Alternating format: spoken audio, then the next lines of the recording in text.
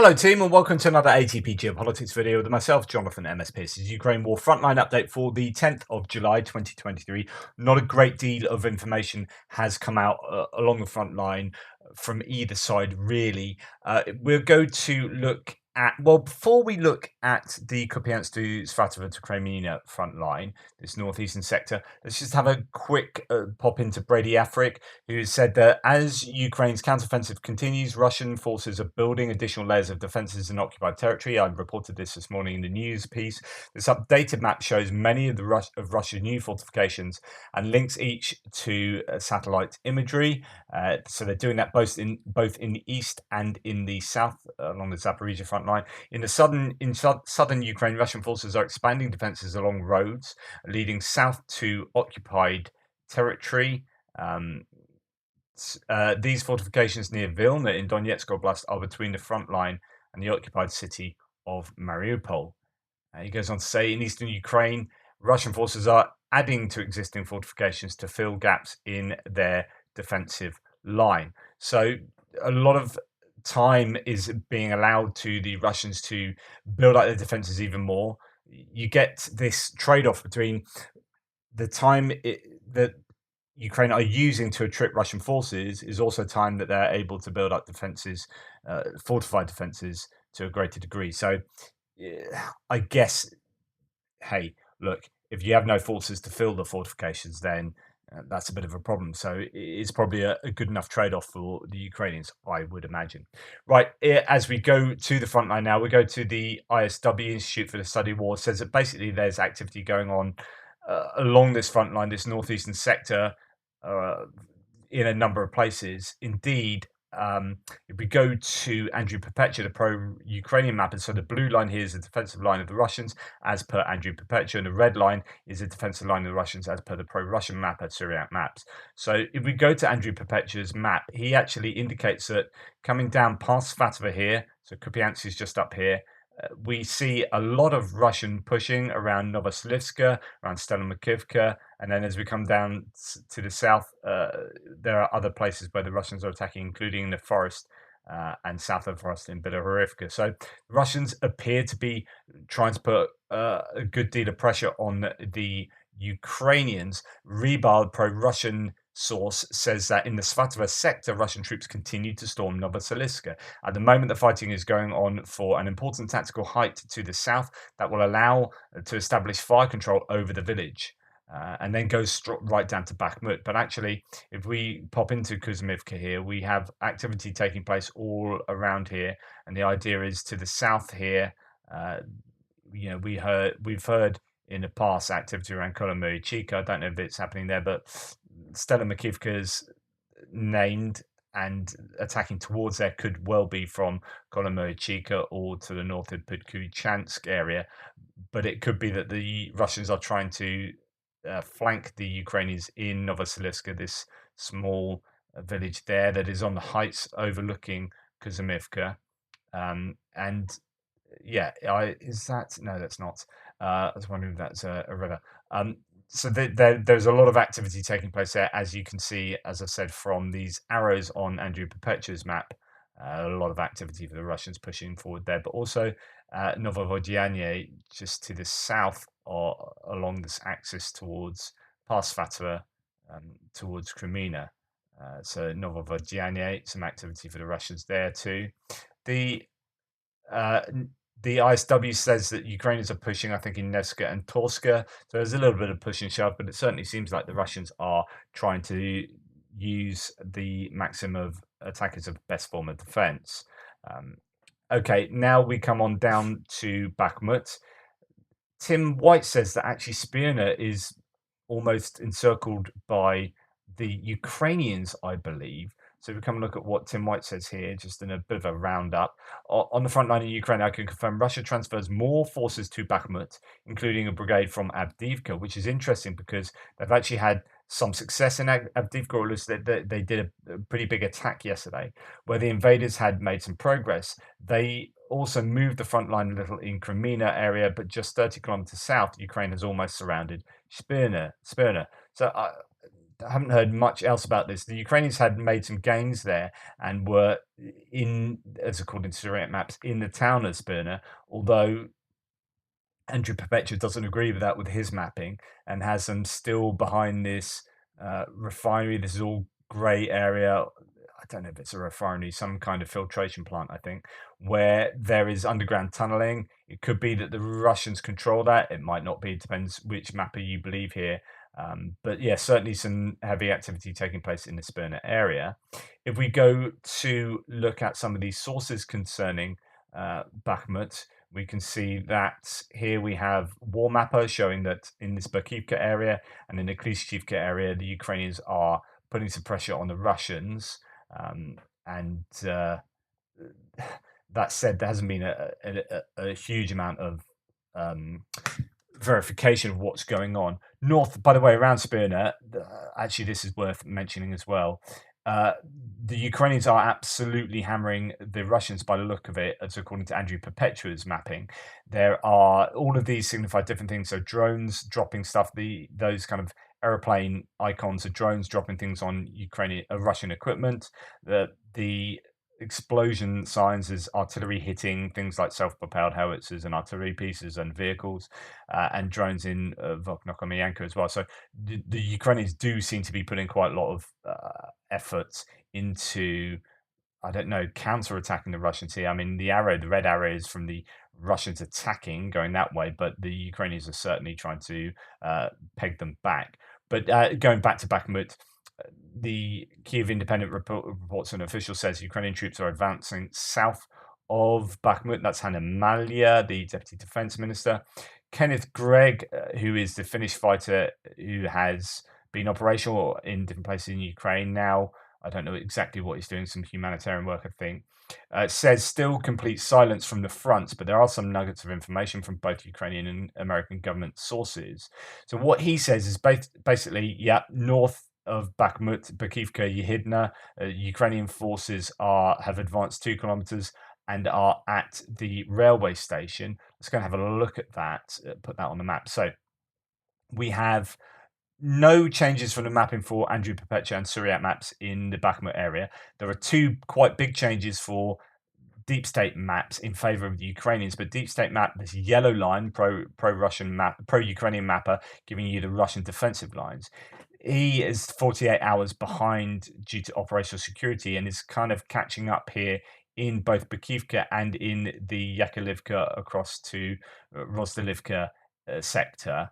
So show this whole, I only used to map up to here, but I thought I'd show this. So I've continued the mapping for deep state over to almost Yakovlivka, and they are also agreeing with Andrew Perpetua that Ukrainians have made some good advances towards Yakovlivka there. But otherwise, it's really Bakhivka for deep state, and that's in line with what Andrew Perpetua is showing, which is fighting in Bakhivka and towards Yehidna. It's interesting that there are claims of the railway station being having Ukrainian troops there, because I would have thought that is going to be. Let's go and have a look for that actually. So bear in mind, I haven't seen confirmation of this claim that there's adjudicated Ukrainians adjudicated in the railway station at Bakhivka Yehidna. That seems to be over. Either it's going to be there, but it could be this one. Where have you gone? Yeah, here. Railway station there, small railway station, which would be really significant because that means that actually, the Ukrainians are active here, well behind the Russian lines, as according to all the mappers. So I'd await confirmation for that. But we know that they are attacking towards Yehidna, so that wouldn't be out of the realms of plausibility there. Ukrainian forces are moving from several directions into the Bakhmut area. Russian forces at Klishchivka are barely holding the line, the edge of the village, and at Bakhivka and Yehidne, they are also struggling. Additionally, Ukrainian forces are pushing from Rozdilivka in the north, threatening Yakovlivka and Solidar. So, like I said yesterday, the Ukrainians have the initiative and they are pushing from multiple directions, aiming for some kind of operational encirclement of Bakhmut, but also, trying to encircle different pockets of Russian resistance in the Dubovo-Vasilivka area, but also the larger Solidar area as a whole. So you can imagine if they did make good progress. But then you think of how slow progress has been, because it's difficult. The Russians are putting up a lot of resistance so far. Obviously, it's quicker than the Russians initially, but still, it is challenging. Confirmation from another source here. Operational situation northern flank of Bakhmut direction at 3:25 yesterday. Fierce fighting continues in Bakhmut, and they've had partial success, Ukrainians, in the direction of the village of Yehidne as well. It says the armed and forces of Ukraine with the support of artillery attack enemy positions in several directions.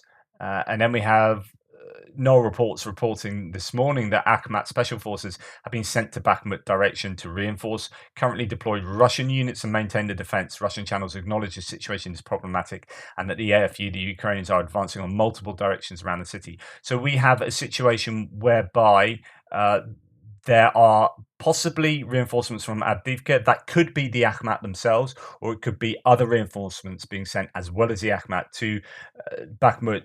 The Russians are obviously worried about Bakhmut. The Ukrainians are putting really good pressure on them without really committing too much, if any, of their counter-offensive equipment and personnel. So that's really significant. And by fixing the Russian troops here, those troops are not elsewhere supporting, defending other parts of the front line. So that is potentially pretty good news coming from Bakhmut, but it's still going to be slow and difficult because you are fighting really dogged resistance from the Russians, who are piling in their troops.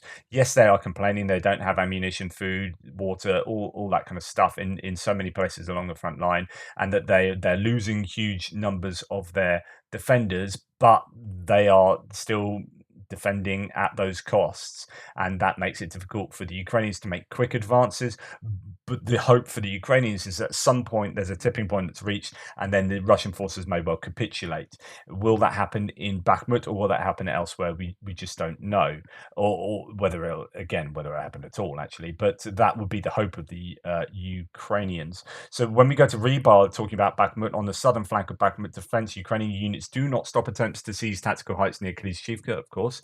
Russian units stop all attacks with concentrated artillery and small arms fire. And then it goes down to the Orikhiv sector, doesn't mention anything about Avdiivka. We'll just look at what the ISW has to say. Russian mill blogger claimed that Ukrainian forces made advances west of Andriivka, but that they failed to capture a dominant height approaching Andriivka. So this is, if we come in to look at my map. So we've got Klishchivka, we've got Andriivka here. So this is to suggest that actually this bridgehead on the eastern side of the canal, where the Ukrainians made some gains and then appear to be trying to push towards Kherson, possibly as well as across the canal at Kherson, that here could be an opportunity for them to attack Andriivka and get onto some dominant heights just to the west of there. And the Russians are claiming that they've repelled them, but there have been obviously advances for the Ukrainians there as well. And this would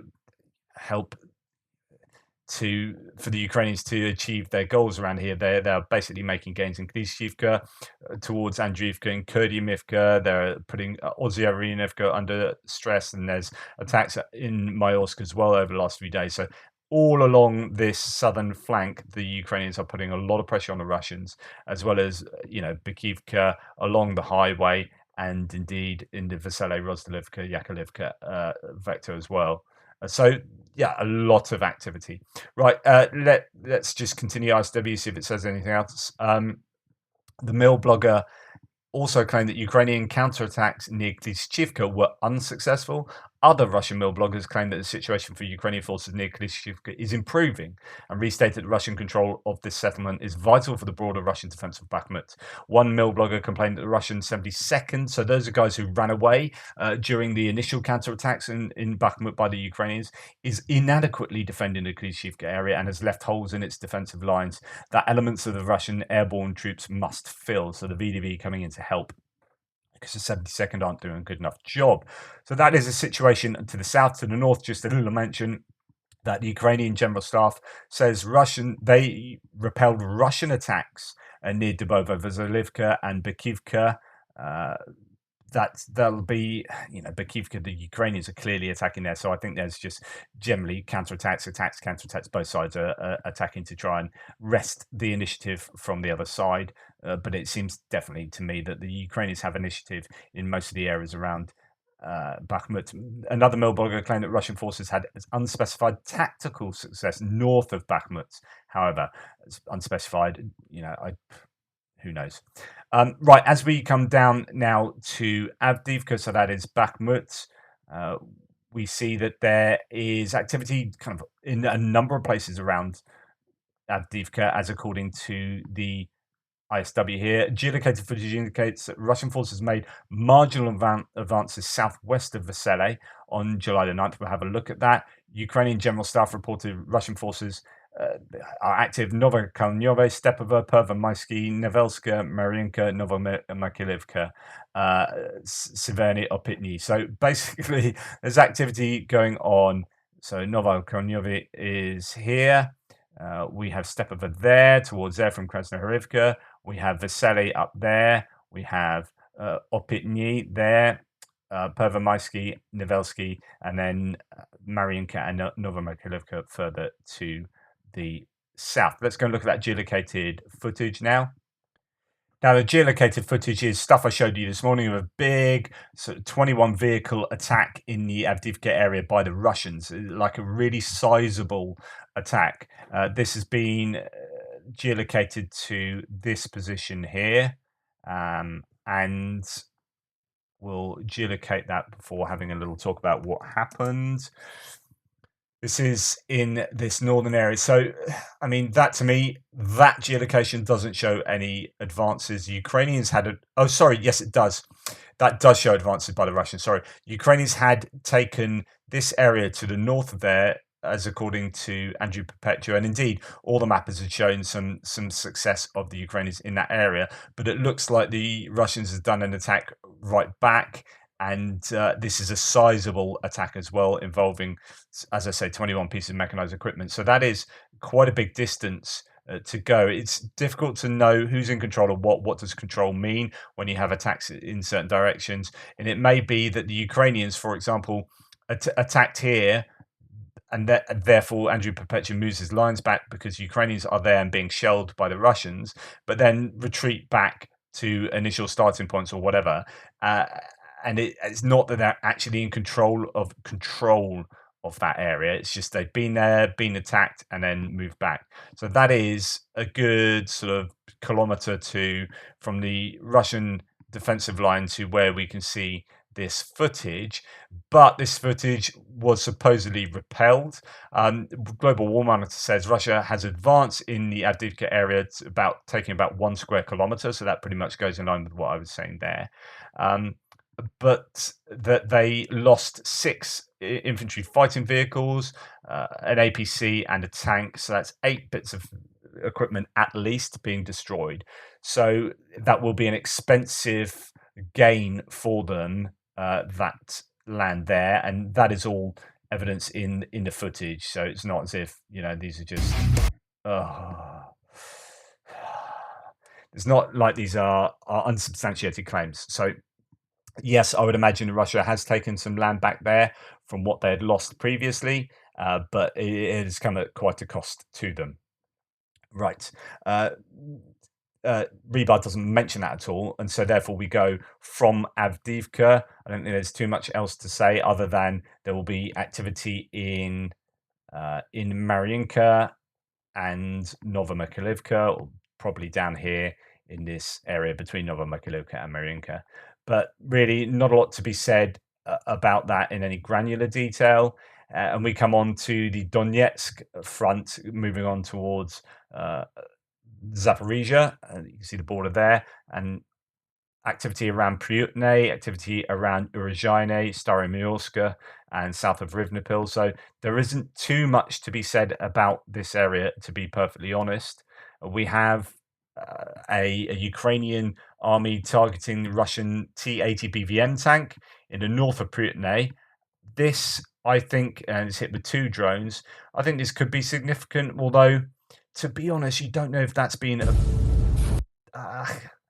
if that's been abandoned as a vehicle and hit with FPVs, which is, let's see if we can get a better idea. Yeah, it's not moving. I don't know.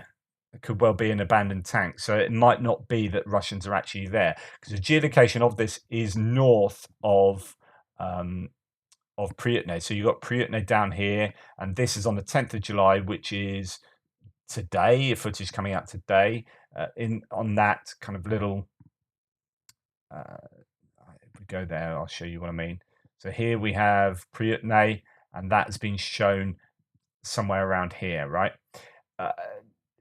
There are some arguments that Ukraine are knocking on Priutne's door. There was talk about it being liberated previously, and there are other claims today that they're sort of 2 kilometers from Priutne, and of course that would mean that Suriyat Maps is quite correct here, and that tank being hit there would also fit in line with that claim. So it's difficult to know. The Ukrainians could have got there and been beaten back, and there are lots of narratives that could explain, the difference between mappers and what is going on. So Kremlin-affiliated Mill blogger claimed that Ukrainian forces advanced towards Priutne and from the north and are currently about 2 kilometers away from the settlement. Mill blogger claimed that Russian forces unsuccessfully counterattacked in the direction of Uruzhaine. So that's a Russian source claiming that the Russians tried to push out of Uruzhaine here to the north, one assumes, and didn't succeed.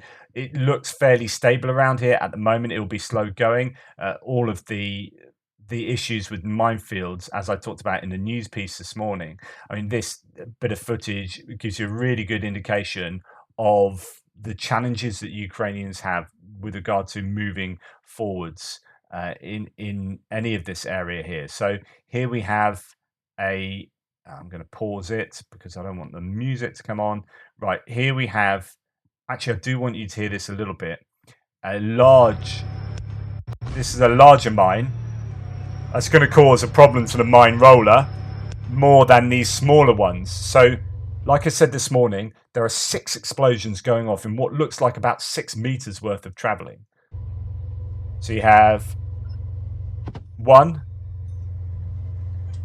2, 3, 4, 5, 6, right? And that's six explosions from basically there to that tree. 6 explosions. So you've got 6 what look like anti-personnel mines in about 6 meters. Now, if that is representative of what is going on all around Zaporizhia, then no wonder it's kind of much slower than people were hoping. This article that I shared with you in the news piece this morning, Sappers at Risk Their Lives to Win Ukraine Back Inch by Inch, talks about how sappers are having to go out and do that work because the larger mine clearing pieces of equipment have been targeted by the Russians. So they're having to go out kind of more in a more clandestine fashion at the break of dawn with night vision goggles and do this individually with their own equipment, with their own kind of metal detectors and whatnot.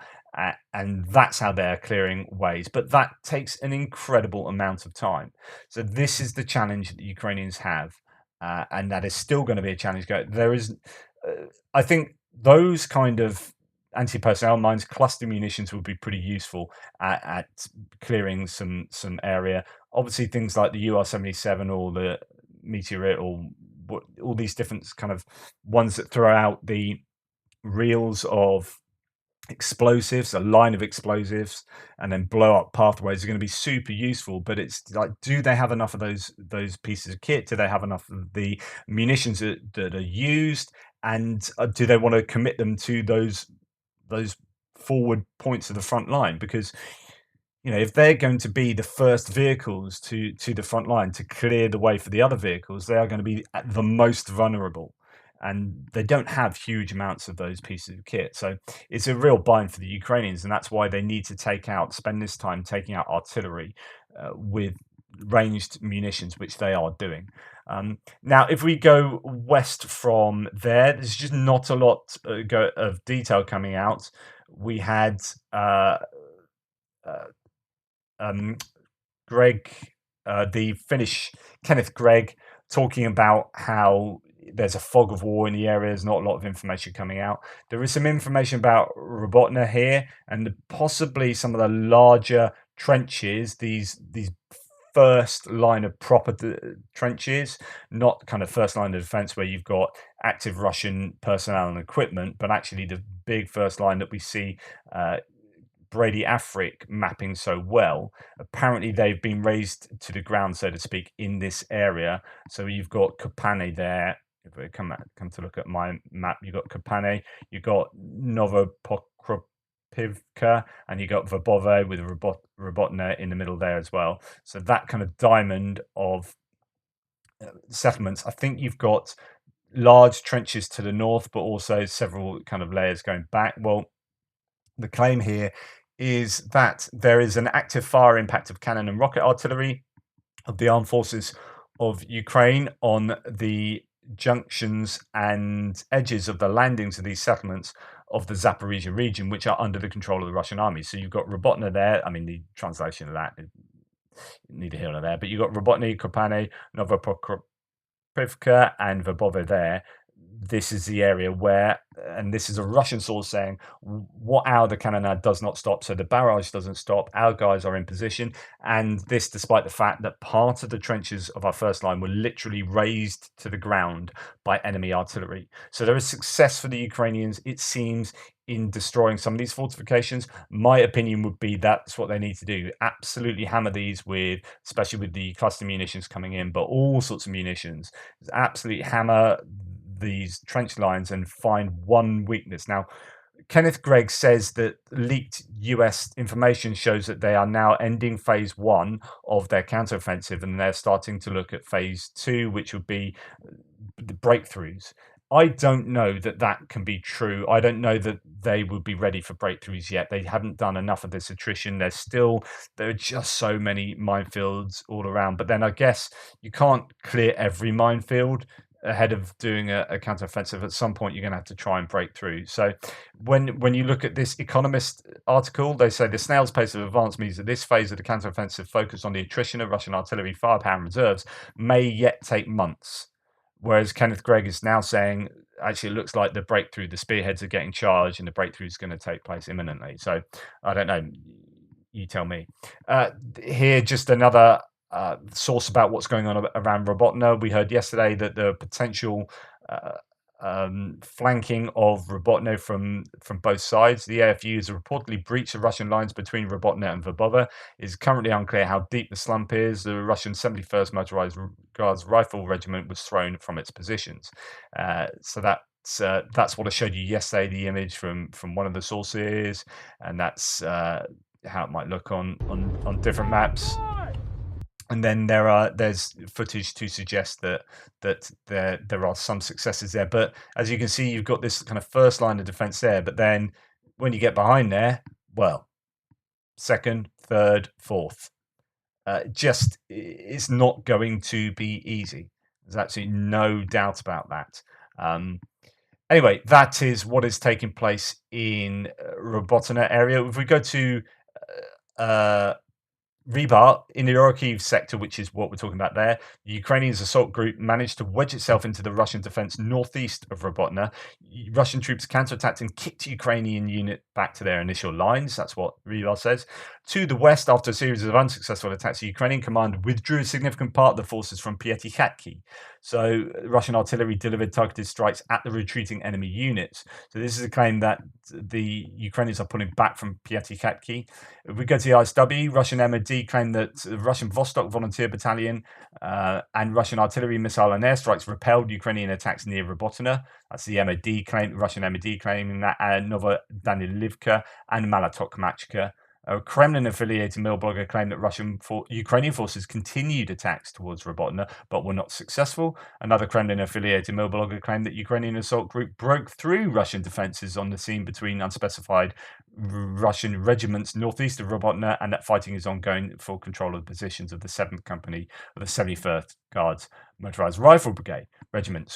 Which is to say, the Russians are presenting, different Russian sources are presenting all three things. One, the Ukrainians have retreated. Two, they're attacking at Robotna. Three, they've broken lines at Robotna. So it's the fog of war, right? Russian sources claim that Ukrainian forces withdrew personnel from Piatikhatki, that's Ribar, but noted that Ukrainian forces retained positions between Zerebianki and Piatikhatki. So if we go to that area, we have Piatikhatki there.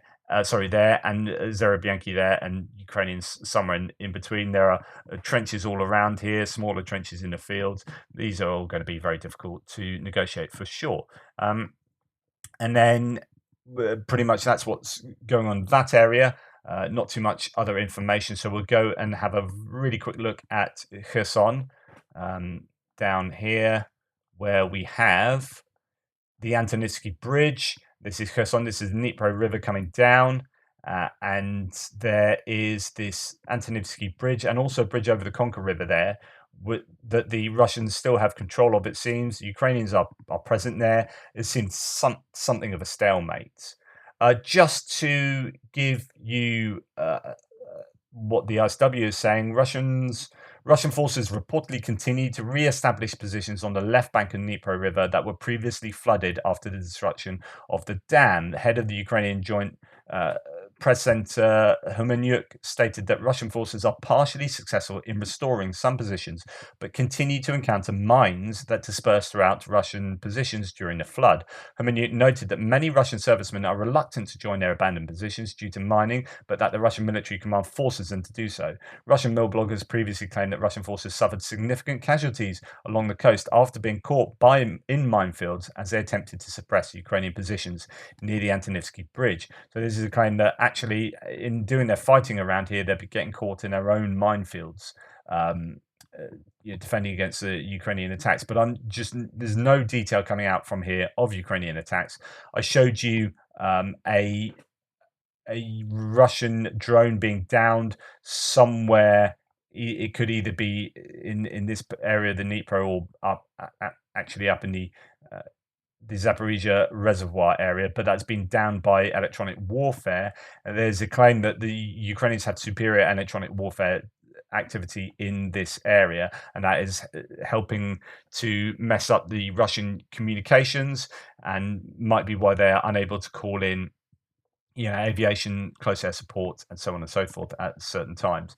The only other thing to mention in the area, so this is just a image of the bridge at Konka, this is Martin Tutero says, if we translate, that's not translating it, says state of the river bridge at Konka, Oleshki, Kherson, from the Antonivsky Bridge. The Russians never spoke or showed images again after having said 10 days ago that they had expelled all the Ukrainians, which is to say they haven't expelled them. There's still activity there.